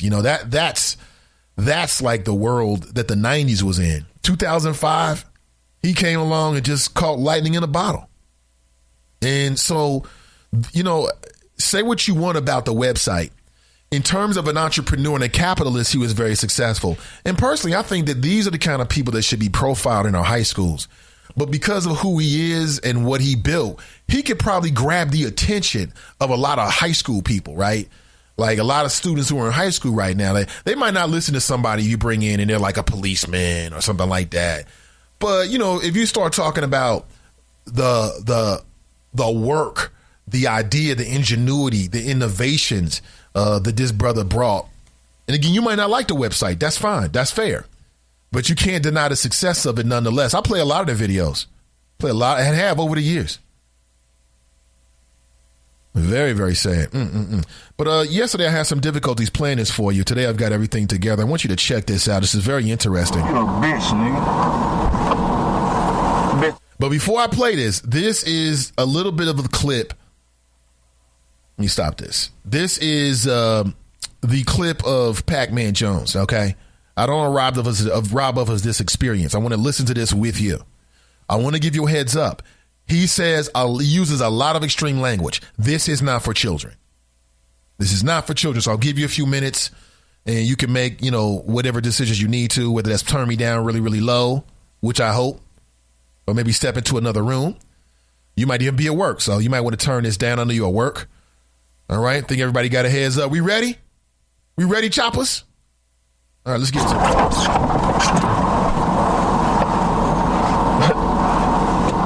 Hey, what's my charge, bro?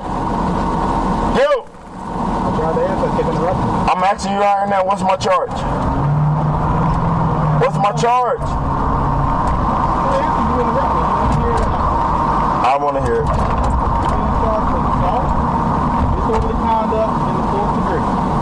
What? Misdemeanor charge. 2 misdemeanor charges. I expect you to be out of jail in a couple hours. Suck my dick. How about that? You understand that? You a bitch, bro. Nigga trying to you locking niggas up just to get some charges, nigga. You a bitch ass nigga. I hope you die tomorrow. Shit wrong as fuck, man. You ain't even ask me what the fuck happened. Did you ask me what happened?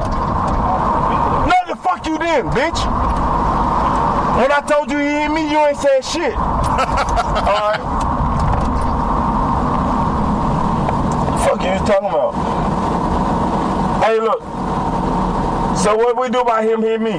What'd you say about that, buddy? That's the first time I've heard that from you. Oh, that's the first. I said, buddy. How you want to hear? Come on, man, get the fuck out of here, nigga. Nigga dead ass sober. You know that? Open the window. Why you want to open the window? Cause you know a nigga sober, nigga. With all that old fake ass shit, nigga. Nobody got time for that shit. Or open the window so we can get it on camera. Open the fucking window. No, bitch, this window back here. Yeah, open the window. Open the window. Yeah, this shit lame as fuck, nigga. Bitch ass nigga. What's your name, bro? Sergeant Cotton, C-O-T-T. Bitch, you gonna be out of job tomorrow. Right. Fuck ass nigga. You dead ass wrong. he did wrong? Man, this shit crazy.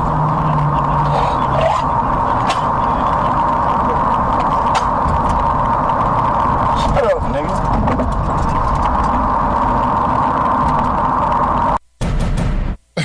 I know people like Pac-Man.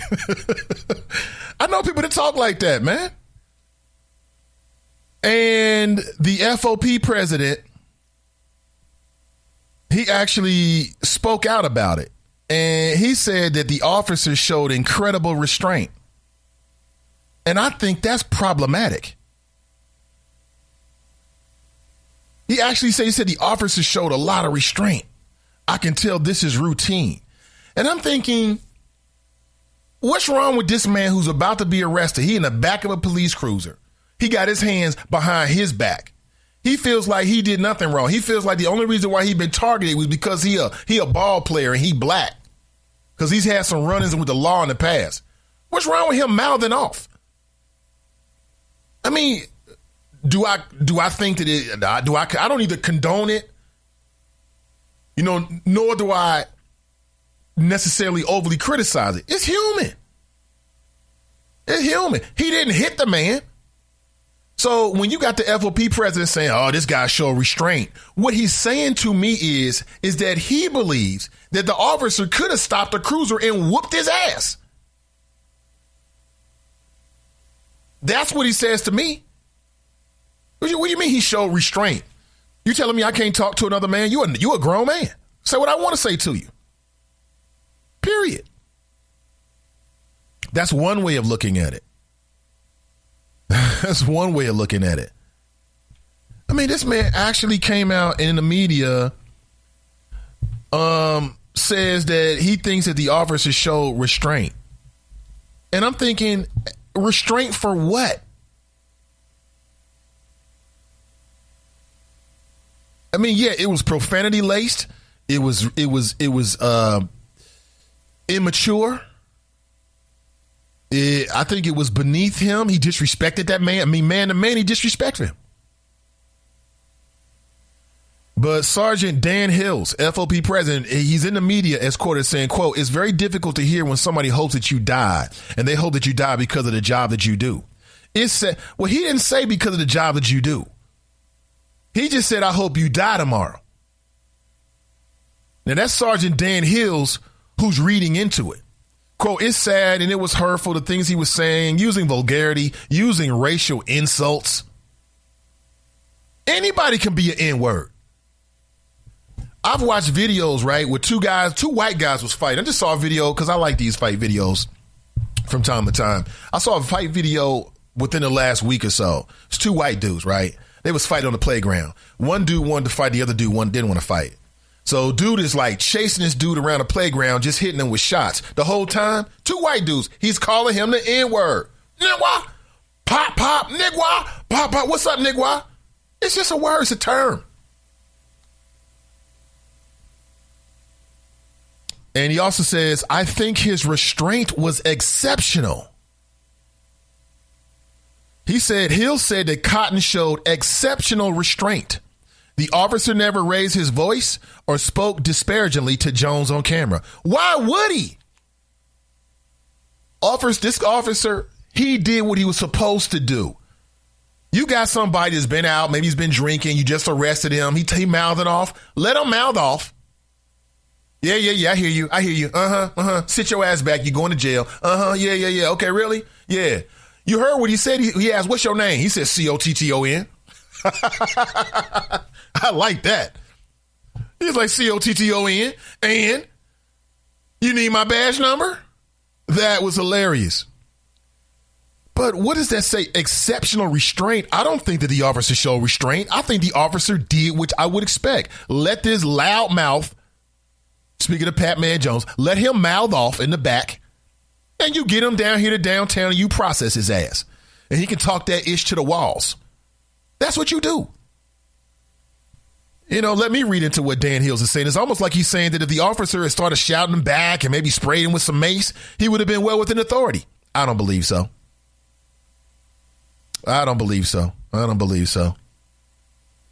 And I bring this up because today, and this is such a game they play, apparently Pac-Man Jones is starting his anger management classes today. I gotta go to anger management to control my anger. I got anger issues. Anger management.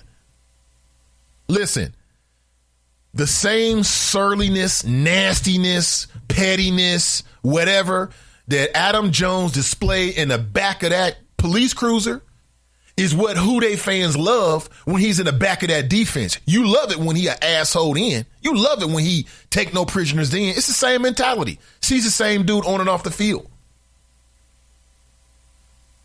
The same reasons why you be applauding Pac-Man Jones when he be getting interceptions and running stuff back and mouthing off with the other guys and getting wins for the Bengals. It's the same thing that drove him to call out that police officer. The same thing.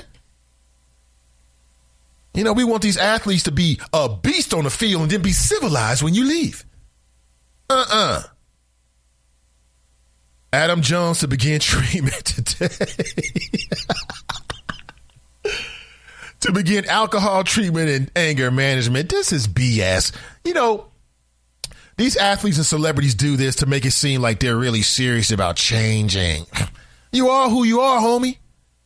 Jay-Z said it best. No matter where you go, you are who you are.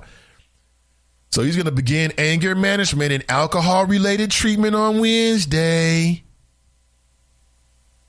And you know this is potentially like a real issue because it just happened 2 days ago when the video came out.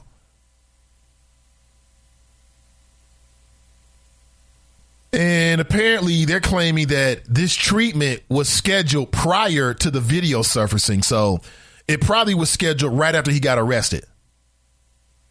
Again, Jones, 33, was charged with assault, disorderly conduct, and obstructing official business on January 3rd after he pushed and poked a security guard in the eye. And police say that he was also just wilding out down there, just completely. I don't know, maybe so. All right, Nathan Ivey with you. This is the Nathan Ivey Show. And as I said, my time is short this morning. I really appreciate everyone. I do need to leave a little early today. And this show will be made available as a podcast. Daryl writes, Richard Branson is the CEO of Virgin Records, right? Correct. Gwenda writes, sorry, Nathan, not feeling well, but had to get in this morning. Oh, New York Times need to give a shout out to being real. Calling Donald Trump a liar. Yeah, they certainly did. And I'm not for like calling another man a liar like that for no reason. But, you know, even with Donald Trump, what I say is this. We should take the good from Donald Trump and we should reject the bad, as we should with any politician or president. That's it. If he comes up with some good ideas that are good for the people, we should roll with it. And if not, then we should put up a vicious defense, period. And these Democrats, man, these Democrats need to start fit training, CrossFit training. They need to get a little tougher, buffer. And I'll talk more about that in the days to follow. You can find me. I'll be online throughout the rest of the day. A lot of things are happening behind the scenes. To my patrons, you've got some exclusive content coming this week. Look for that. I really appreciate you very, very much. Shout out to Team NI. Shout out to the Choppers. Yeah. Rhonda writes, society stops women from bringing men grapes when the economy made it women had to work too. Now the men and women are calling the children like grapes. LOL, that's funny. Very true. Dare writes, there's a pic of Michelle in a two-piece? And Brian writes, Michelle in a... Y'all silly. No, I was saying probably. No, I don't have those images. That wouldn't be appropriate for the First Lady, the former First Lady. Vanessa says, post a link to the Richard Branson piece where they are right now. Let me find this. Yeah, that's important. I'm happy you're doing well. I wish the best for the Obamas. Obama had a tough 8 years, didn't he? Obama probably had the toughest 8 years that I've ever seen anybody have as a president. He had a very tough 8 years. Renee writes, good morning, all. Good morning, Renee. Jesse writes, born and raised in Brooklyn, Patriots fan to the day I die. Okay. Pamela writes, did anybody see Maxine Walters' interview after the press conference? She basically threatened the government that we are watching. I love her spark. I hope she has security watching out for her. I fear for her life and well-being. Yeah, I saw I saw her on either CNN or MSNBC, yeah. And then the host of the show tried to check her because at some point Maxine Waters said, hey, you guys in the media didn't do your job. She's like, oh, we criticize him every step of the way. But not only did the media criticize him, but they gave him a lot of screen time because of the wacky things they were saying. They just didn't know that he had a real chance of winning. T-Greg writes, Nathan can't help but discuss President Don. POTUS Don is the hottest thing since hell. That's funny. The hottest thing since hell. I like that. T-Greg writes, if you can't cite your source on Q, then you are purporting fake news. LOL. I know that's right. Fake news. Vanessa writes, he lost a popular vote. He is trying to legitimize his fake win by accusing 3 million voters, the exact number of his margin, a voting illegality. Of voting illegally, should I say. I saw Fox News. I saw Charles Krauthammer. And I didn't know this guy's in a wheelchair. I had no idea because they don't show the wheelchair when you're on Fox News. I was at the RNC and I'm like, who the hell is that? And it was Charles Krauthammer. And he was wheeling around. You know, he's got one of those little motorized wheelchairs. And it's funny, you never see it on Fox News because they prop him up like he's just sitting in a chair, but he's actually in a wheelchair. Anyway, I saw him on with Brent Baer. And they were discussing why Donald Trump keeps talking about the size of the inauguration attendees and also criticizing legitimacy of the election. And you won. And Charles Krauthammer said this on Fox News. He said, it's a character issue. He said, this is a character issue with Donald Trump. That's the reason why he can't let anything go. Donald Trump is super thin-skinned. And so the idea that he won the presidency but lost the popular vote, and this goes back to what Vanessa was, I think, implying, it's too much for him. He just can't take the fact that he didn't win with a landslide. So when Donald Trump says, oh, he won with a landslide, that's what he really thinks in his own head. He really believes this, whether it's true or not. He really believes this. So Charles Krauthammer says, he said this on Fox News with Brent Baer. He says, listen, this is a character issue.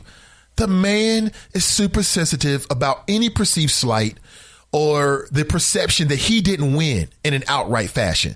I mean, and he said this is going to be a rough 4 years. This is a super conservative. This man went super hard at Obama. And now here he is saying it's a character issue with the new president, Donald Trump. I don't know. He could be right.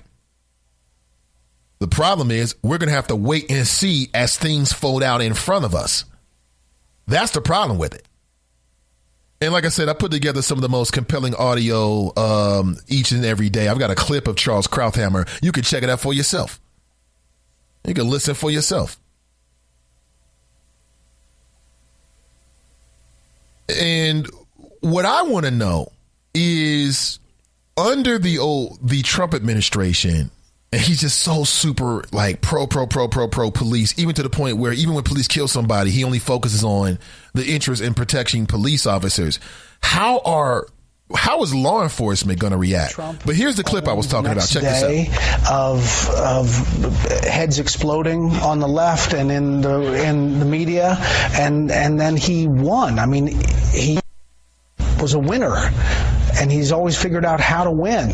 And there's some part of me that thinks, is this somehow a strategy? It seems, I can't figure out why, but is it? Well, Guy asked the question, why are we talking about this? Why is it being brought up? And the answer is rather simple. I don't think it's a strategy. This is a character problem. He defines himself as a winner.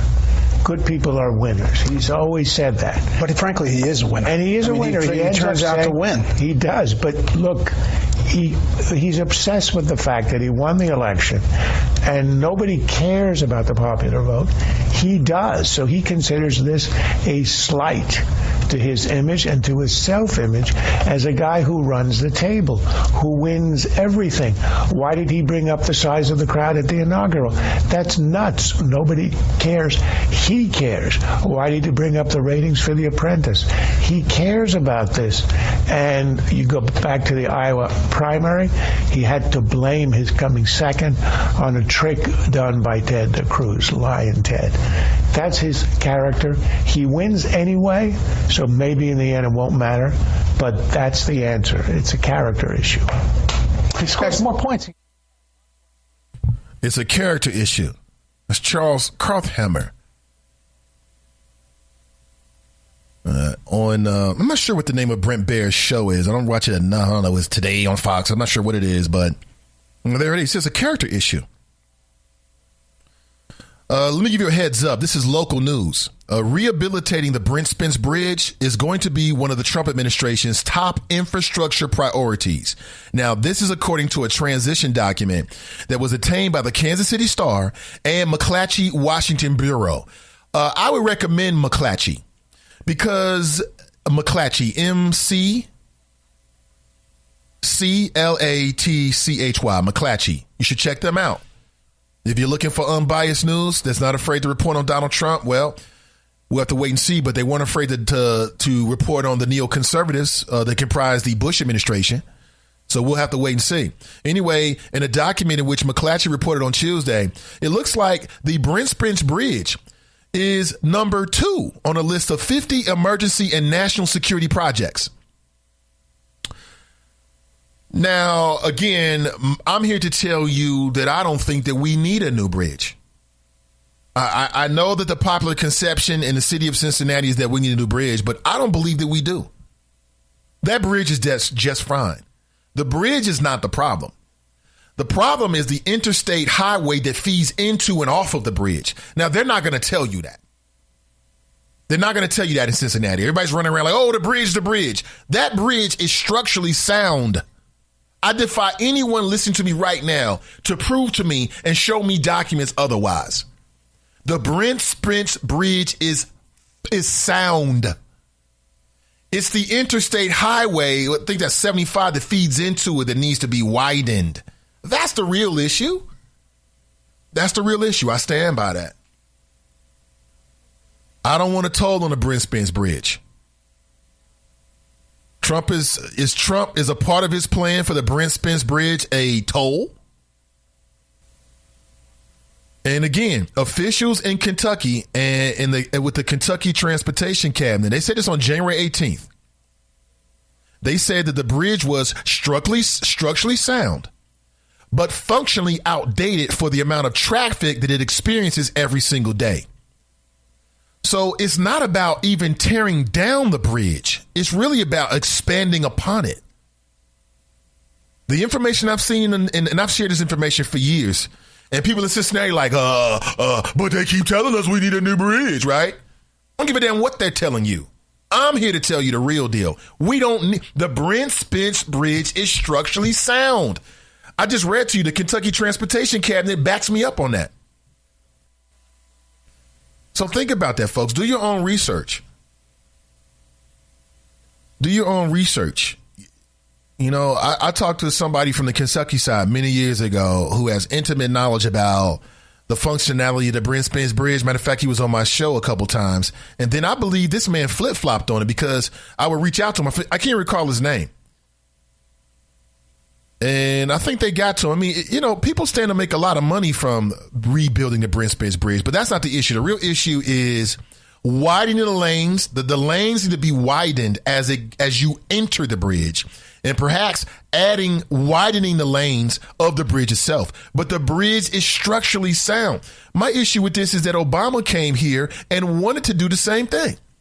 But the Republicans wouldn't go for it because they don't want the federal government to ever do anything that would have made Obama's administration look more successful. But that's the deal. But listen, folks, 9:01, that is my time. Thank you so much for listening. I really appreciate you. Okay, it's always your pleasure to be with you. But there were so many things I wanted to make sure we got in this morning. Just to give you a heads up as you go about your day. Currently 9:02 in the a.m. in the Queen City. Nathan Ivey with you. This show we made available as a podcast in about 30 minutes. You can find it on my website, nathanivey.com. Thank you so much to Team and I. Shout out to the Choppers. Appreciate you. My good friends at soulpublicradio.com. They do great work. You can find a link to their site and their station on my website, nathanivey.com. On the right-hand side, just scroll down. and my new friends, the X Squad affiliates. I'll be back tomorrow at 7 a.m. Until then, I'm out.